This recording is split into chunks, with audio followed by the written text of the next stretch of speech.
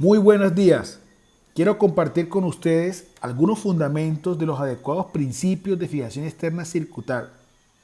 No pretendo que en pocos minutos usted esté dispuesto a aplicar este complejo aparato que requiere entrenamiento y familiaridad con todos sus componentes, sino que puedan observar su gran número de aplicaciones y ventajas clínicas.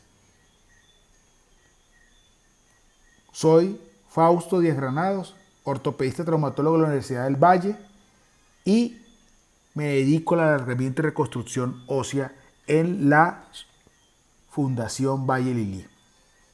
Hay muchos tipos de fijadores circulares, pero me voy a referir al aparato de Ilízaro, que es el que empleo en la mayoría de intervenciones. Es relevante conocer sus diferentes aplicaciones en fracturas, deformidades, defectos óseos, alargamientos, transportes óseos, tumores, que se pueden ajustar a cada situación clínica, y su principal aporte es en la regeneración ósea y de tejidos blandos. Los elementos del aparato de Ilízaro se pueden dividir o subdividirse en principales y secundarios para facilitar el uso. Se han organizado en dos conjuntos. El primero es la composición del aparato de tibia, antebrazo y húmero, y el segundo es la composición del aparato de fémur. Con unos 32 aproximadamente elementos mecánicos pueden efectuarse un gran número de montajes adaptables a cualquier segmento óseo y a cualquier tipo de lesión.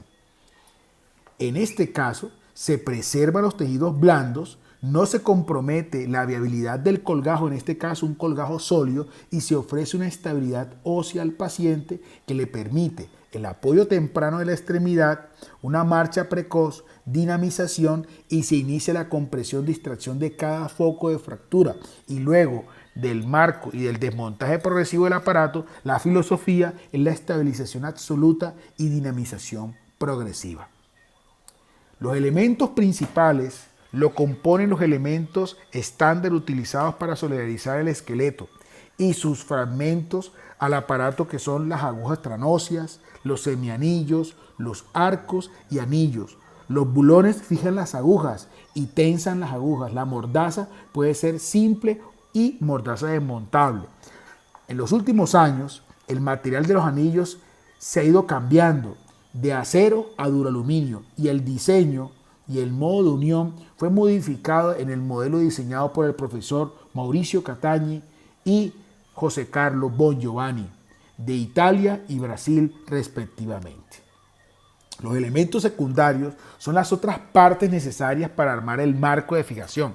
Los componentes, las barras roscadas telescópicas, placas de conexión, rectas, curvas, biplano, banderines, charnelas, arandelas, conexiones hexagonales, los bulones, cubos y tuercas. Vamos a hablar de la mecánica de la fijación externa. En primero me voy a referir acerca de los anillos y las barras de conexión. Los fijadores circulares están formados por varios componentes. La mayor parte fundamental son los anillos y las barras. Las variedades incluyen que sean completos, es decir, cerrados, o parciales, que son los abiertos, y los arcos. La estabilidad ósea es de suma importancia para la osteogénesis y depende de la estabilidad del marco externo. Aquí le voy a colocar un caso clínico de un paciente con una fractura de platillos tibiales con un gran compromiso de partes blandas.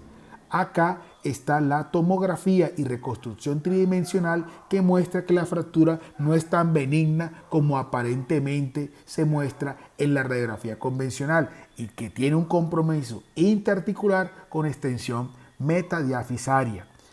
Decidimos realizar un tratamiento con un fijador externo circular, en este caso con 3/4 de anillo en la parte proximal, en un bloque de 2, y anillos completos en la parte inferior, donde logramos una reducción anatómica, un ligamento taxis, alineamiento de la extremidad, y este paciente logra la consolidación a los 3 meses. Los anillos abiertos también son muy útiles cuando se necesita acceder a una herida o que se necesita, después de un trauma, estar realizando curaciones y manejo de partes blandas.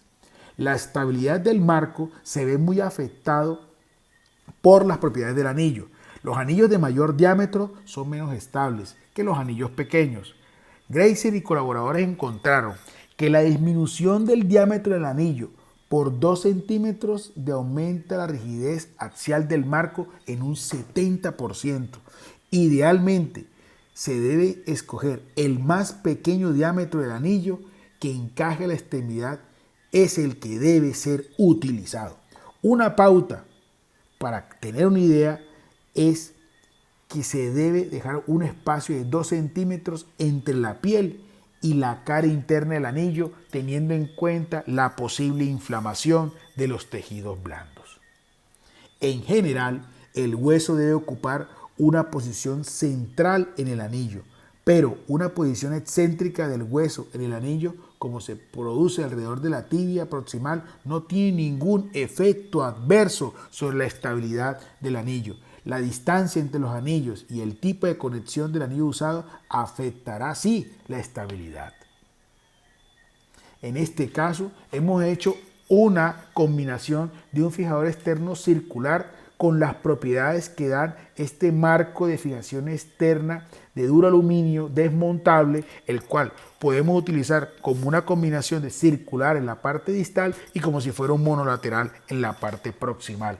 Aquí está la paciente realizando su marcha, haciendo apoyo completo, y el fijador externo da suficiente estabilidad y comodidad para este caso. Los anillos que están muy alejados y conectados con varillas largas serán relativamente inestables. Con el fin de minimizar la longitud no soportada entre los anillos adicionales o bielas, un anillo intermedio libre, que se conoce con el nombre de anillo flotante, asegura la porción media de las barras de la longitud, podría ser utilizado y es de suprema utilidad. El concepto de un bloque anillo es importante entenderlo con respecto a la estabilidad del fijador. En pocas palabras, un bloque anillo es la porción del marco que está unido a un segmento de hueso. Los huesos se dividen en segmentos por fracturas, defectos u osteotomías. La estabilidad de un bloque de un anillo aumentará mediante el uso de 2 anillos en lugar de 1, controlando la fijación cerca y lejos de cada segmento de hueso, que tiene un mínimo de 4 conexiones entre los anillos, y utilizando por lo menos 4 puntos de fijación al hueso, con 2 o 3 puntos por anillo. Con segmentos cortos metafisarios, el bloque comúnmente consiste en un anillo, con 3 o 4 puntos de fijación al máximo repartidas por todo el segmento óseo. Aquí les quiero mostrar un caso tratado inicialmente como si fuera una técnica de Masquelet en un defecto óseo intercalar diafisario. Este paciente no se cumplen los tiempos, tiene más de 4 meses con el cemento óseo, el paciente no puede caminar, no puede apoyar, usa muletas, es un profesional ingeniero, está perdiendo el tiempo y no se le define su situación. Tomamos una radiografía panorámica para observar si teníamos algún tipo de acortamiento aparte del defecto óseo y decidimos hacer una planificación con un transporte óseo de arriba hacia abajo y de abajo hacia arriba. Este es el marco de fijación externa que hemos elegido para él, con un manejo tanto de partes blandas como de partes óseas. Y logramos de esta manera un transporte óseo convergente entre las partes. Aquí es el punto donde el paciente logra la intersección de los 2 segmentos y posteriormente lo pasamos a una placa para que no tenga que durar tanto tiempo con el fijador externo. Aquí está durante su rehabilitación utilizando un brace Sarmiento, logra una flexión apropiada de la rodilla, con una muy buena rehabilitación y un excelente resultado sin infección persistente. Los anillos del fijador de Ilícero se apoyan en la extremidad mediante el uso de alambres que son transfixiantes y tornillos cónicos. El método clásico emplea solo alambres. La fijación estable de los segmentos del hueso pequeños se hace posible mediante el uso de múltiples alambres. Esto es especialmente útil en pacientes pediátricos, donde las fracturas comúnmente tienen pequeños segmentos metafisarios y donde la fijación epifisaria puede obtenerse sin atravesar la placa del crecimiento. Además, es fácil de eliminar un alambre infectado o doloroso en el consultorio. La mecánica de los alambres transfixiantes, incluida la inserción adecuada y las técnicas de uso de tensores, se han dilucidado. La estabilidad aumenta con el número de diámetro del alambre y la tensión, y con el uso de más hilos por anillo. Con el uso del alambre olivado, mediante la colocación de sentidos opuestos, se evitan los desplazamientos del segmento. Si la técnica de tensado es adecuada, sea de modo directo o empleando distanciadores, de acuerdo a la situación clínica, para verificar el estado final de la tensión, la maniobra de percusión con la llave debe emitir un sonido agudo o musical. Con el objeto de aumentar la estabilidad empleando alambres, se aconseja una adecuada colocación de extremo a extremo del anillo y aplicación en planos diferentes. Cuando el ángulo de intersección entre los alambres se acerca a los 90 grados, esto proporciona una estabilidad absoluta, pero por razones anatómicas se entiende que esto no es posible. Por otro lado, una intersección inferior a 60 grados es inestable y se puede permitir un segmento óseo que se deslice a lo largo del alambre. Si la situación clínica no permite mejorar eso, es necesario emplear alambres olivados en sentidos opuestos o tornillos cónicos para evitar este desplazamiento. Existen varias clases de puntas de alambre con el objeto de facilitar su uso en las metáfisis y en las diáfisis. La inserción del alambre exige el uso de una técnica de mínimo trauma térmico. Es importante reducir al mínimo el calor generado durante la perforación del alambre a través del hueso para prevenir la necrosis de los tejidos óseos y blandos, que estará directamente relacionada con la infección y el aflojamiento del alambre. Para evitar la necrosis térmica, el torniquete no debe ser inflado antes de la perforación, debido a que la circulación normal de la sangre ayudará a enfriar a los alambres que pasan. Gasas con alcohol o solución salina empapada pueden ser usadas para enfriar y dirigir los alambres durante la perforación. Si el hueso es particularmente difícil, como en el caso de las diáfisis, entonces frecuentes pausas evitarán la acumulación de calor. Cuando la punta del alambre se pasa a través de los tejidos blandos, el tejido del lado opuesto a extremidad debe ser empujado usando un martillo. No olvide que el movimiento de la articulación durante el paso del alambre en las superficies flexoras y extensoras es importante para evitar la rigidez articular. Los alambres olivados aportan un importante efecto ¿de qué? De contrafuerte en la corrección de la deformidad angular utilizando el fijador de Ilízaro.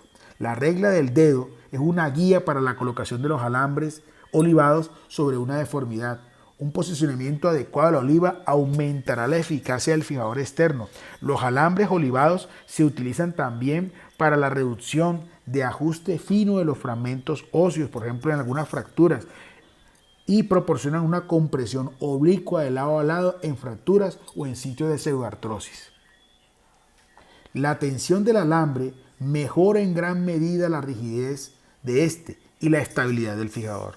Los alambres lisos suelen tensarse a 130 Newton por metro. La tensión más allá de 155 generalmente provoca una deformidad plástica y un estiramiento del hilo. Los alambres que cruzan en un ángulo de menos de 60 grados idealmente deben ser tensados simultáneamente para asegurar que la misma tensión pasa por ambos alambres. Esto es especialmente importante si se utiliza en un anillo abierto y cuando se están utilizando alambres olivados. El uso de tornillos cónicos en lugar de alambres ha ganado popularidad. Las ventajas de la fijación con tornillos cónicos incluyen la familiaridad de la aplicación, la comodidad del paciente, la fijación rígida, una baja tasa de infección, especialmente en la tibia, donde no se insertan a través de los músculos o las proximidades de los tendones. La mecánica de estos tornillos sigue las mismas tendencias que los alambres de transfixiantes. A medida que el diámetro se aumenta la estabilidad. Y lo mismo ocurre con la rigidez.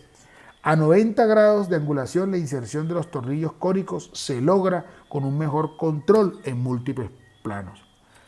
Jason Calhoun y otros colaboradores estudiaron alambres solos en combinación con tornillos cónicos y demostraron que el uso de tornillos aumentó la rigidez, a la flexión y a la torsión del fijador. El conocimiento de las zonas anatómicas de seguridad y el respeto de los tejidos blandos sigue siendo una aplicación muy sana. El principio de la baja generación de calor durante la inserción es de nuevo de importancia primordial. Todos deben ser bicorticales, deben ser preperforados con una guía de protección de los tejidos. En el hueso duro, pausas frecuentes es la recomendación.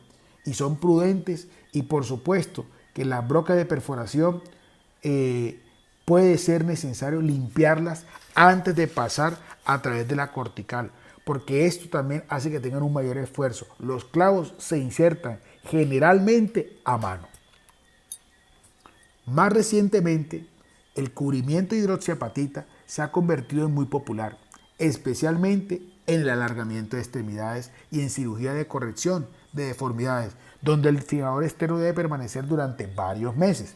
Los tornillos recubiertos con hidroxiapatita se ha demostrado que tienen un considerable aumento del torque para la extracción y menos tasas de aflojamiento. La disminución de las tasas de infección e incluso una menor incidencia de la deformidad secundaria durante el alargamiento. Entonces, preferimos usar tornillos cónicos de 6,5 milímetros recubiertos con hidroxiapatita. Están disponibles de 4, de 5 y de 6. Al seleccionar el anillo hay que tener en cuenta el diámetro, que debe ser inferior a 1/3 del diámetro del hueso para reducir al mínimo el riesgo de la fractura del sitio de los tornillos. ¿Qué quiere decir con eso? Que no podemos utilizar un tornillo tan grande para un hueso tan pequeño como un antebrazo o un húmero. La pregunta que sigue es, entonces, ¿qué utilizo? ¿Alambres o tornillos cónicos? La respuesta es depende. Esto es controversial, depende de la preferencia del cirujano, de las limitaciones anatómicas, de los principios mecánicos. Lo ideal es hacer configuraciones mixtas y utilizar los alambres como puntos de referencia tanto a nivel proximal como distal. Nuevamente acá, los alambres de fijación de tibia y peroné distal son claves para el centrado del aparato. Los alambres son de fácil retiro, en cambio los tornillos son más difíciles. Los tornillos permiten en la tibia una orientación anteroposterior muy buena, y los tornillos son muy útiles en el fémur y en el húmero, donde hay bastante musculatura y tejidos blandos, y lo que hace más difícil la inserción de los alambres. Al decir si se debe usar tornillos o alambres para la fijación, la situación clínica puede llamar a uno sobre el otro. Tenemos preocupaciones sobre el uso de tornillos en pacientes con neuropatía, porque tiene una tendencia a aflojarse o infectarse, fatigarse y romperse a nivel del cambio de la parte roscada a la parte lisa. En la radiografía se ha observado grandes áreas de reabsorción ósea en torno a la parte media donde está el vástago, que es probablemente el resultado de una carga de peso sin control de los pacientes que carecen de la protección de la información del dolor, que soporta el peso mínimo recomendado para estos pacientes. En los niños se puede utilizar más que todo alambres cerca a la placa del crecimiento. En los niños con pseudoartrosis congénita de tibia evitamos el uso de tornillos cónicos debido a su escasa densidad ósea, remodelación potencial alrededor de los agujeros más grandes en la mitad de los tornillos. Las bisagras de Licero se utilizan para realizar correcciones graduales de deformidades angulares óseas, contracturas articulares y para abarcar y estabilizar las articulaciones durante los procedimientos de alargamiento de extremidades. Los tipos de bisagra incluyen simples que permiten el movimiento en un único plano y universales que permiten mayores grados de libertad. El método más simple para corregir una deformidad angular es colocar una bisagra en el ápice de la deformidad. Colocar la bisagra a lo largo de la bisectriz de la deformidad asegura que no habrá deformidad de traslación que se produzca durante la corrección. Si la bisagra se coloca en la cortical sobre la convexidad de la deformidad, entonces la corrección posterior se traducirá en una osteotomía de apertura tipo cuña. Si la bisagra se coloca fuera del hueso, pero todavía en la convexidad, el resultado será una corrección y simultáneamente un alargamiento. Y si la bisagra de apertura se coloca a lo largo de la concavidad, se producirá una compresión de la cortical. Esta compresión puede resultar en una fractura de esa cortical, la incapacidad de lograr la corrección completa o la tensión indebida de los puntos de fijación ósea con desplazamiento de los fragmentos menos estables. La colocación de la bisagra en una línea bisectriz resultará en la traducción de una corrección de la deformidad angular. Cuando poco a poco se va estirando la deformidad, la tasa ideal de corrección es de 1 milímetro por día. La distancia de 1 milímetro se medirá con el punto que el cirujano elija. Por lo general, la cortical cóncava, porque esa cortical es la que viaja más lejos del borde cóncavo de los tejidos blandos en el caso de una contractura de una articulación. Vamos a colocar este caso clínico de este muchacho que sufre una fractura expuesta a nivel de la tibia. Esta fractura no le consolida, llega a urgencias de pediatría y él cree que ya es el momento en que puede quitar el fijador externo y me llama la atención que tiene una deformidad en varo. Lo convenzo de que vaya a mi consulta y que se tome una radiografía panorámica antes de poder darle concepto. Y aquí, en este punto, este muchacho se le hace un tratamiento con una corrección angular progresiva de su deformidad en el plano oblicuo y además de eso, se le compensa la longitud que le está faltando.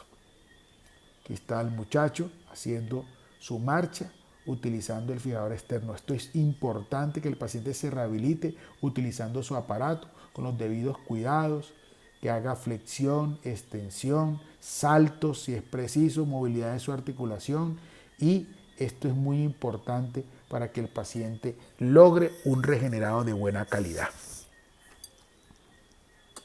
El efecto de la compresión o distracción del fijador es un aumento de la estabilidad.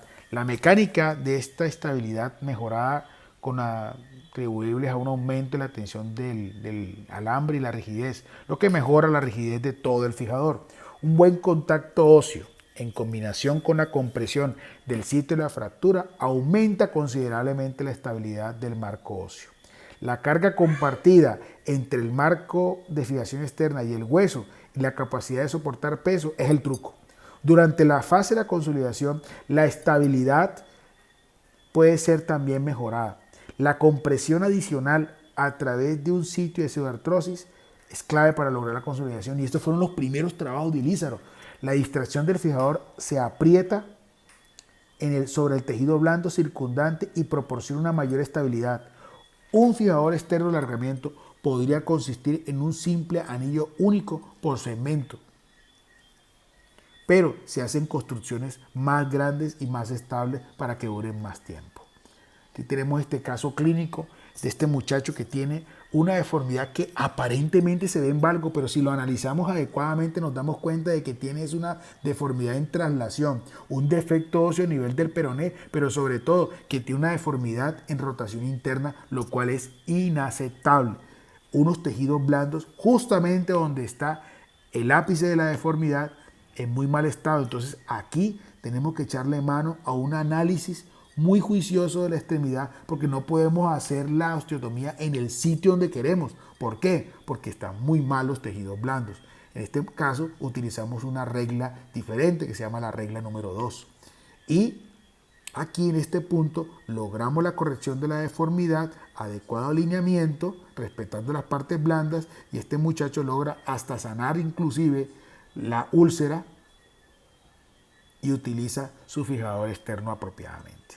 La geometría de la fractura u osteotomía también afecta la estabilidad y la dirección de la fuerza de compresión.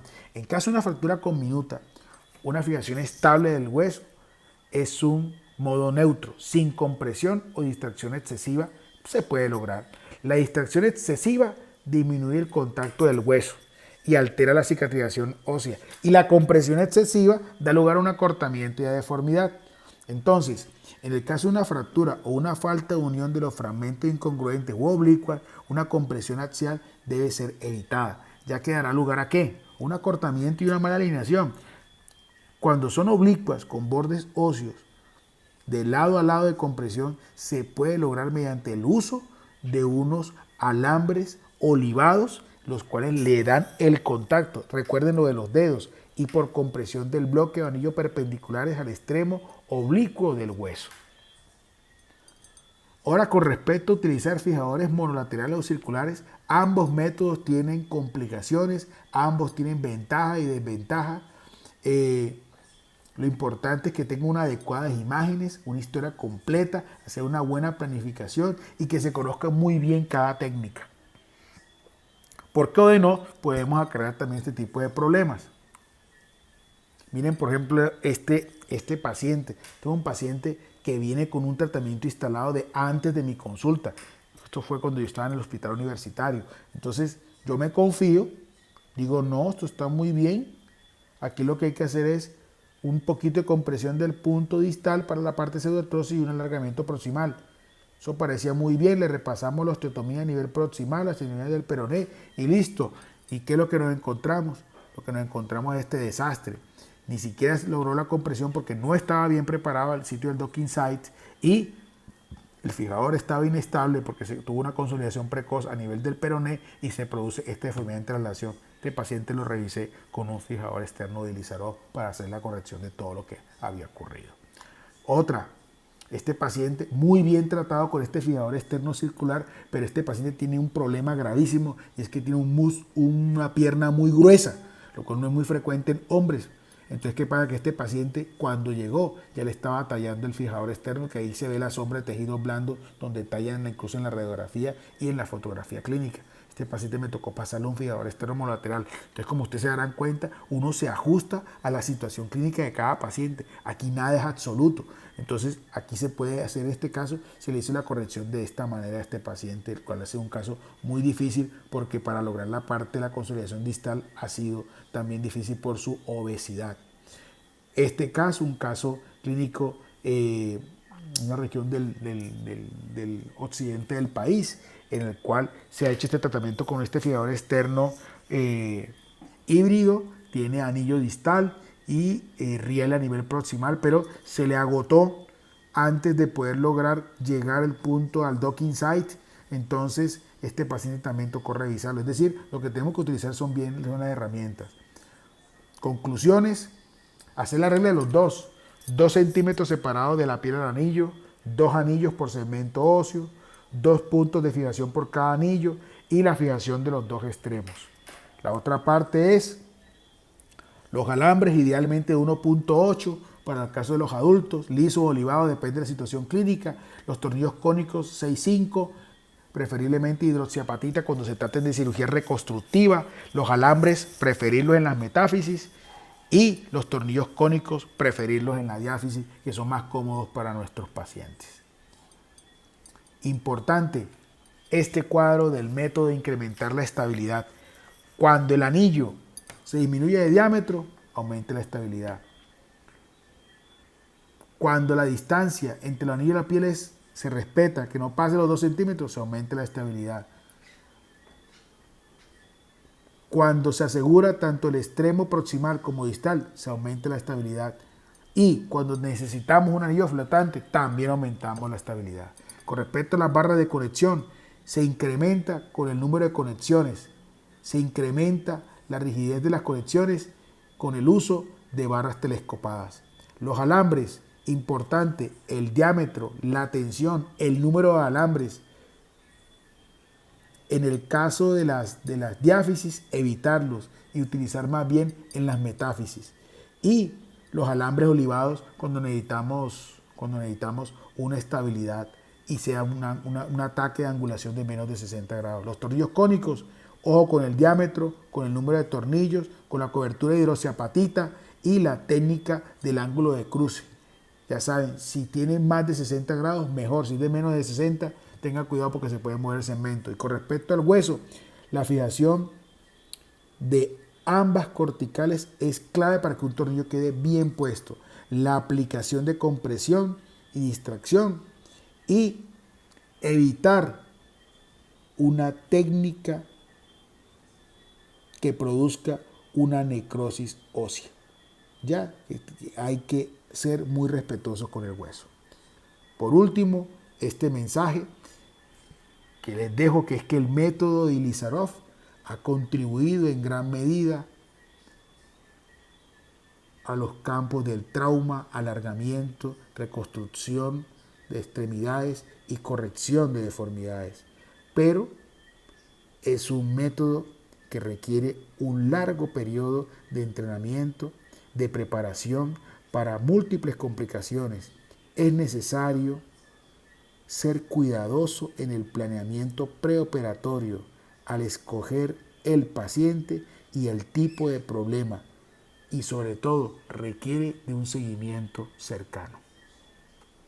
En estos tiempos egoístas y mezquinos, compartir nuestro entendimiento posiblemente sea la mayor obra para la atención de nuestros pacientes cercanos y lejanos alrededor del mundo.